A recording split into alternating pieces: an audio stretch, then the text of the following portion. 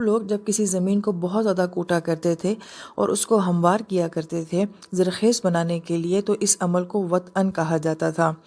مفسر کرام یہ فرماتے ہیں کہ یہ لفظ بہت خوبصورت جو ہے وہ انسانی نفس کے لیے یہاں پہ استعمال کیا گیا ہے کہ رات کا بیدار ہونا انسان کے نفس کو کچلنے میں، اس کی ناجائز خواہشات کو روکنے میں بہت اکثر عمل رکھتا ہے۔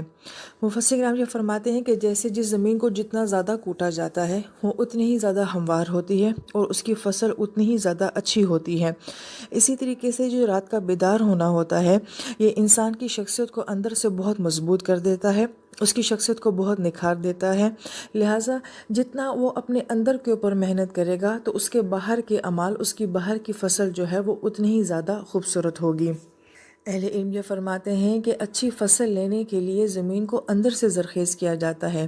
اسی طریقے سے اچھے اعمال کے لیے انسان کو اپنی اندر کی شخصیت کے اوپر محنت کرنی پڑتی ہے۔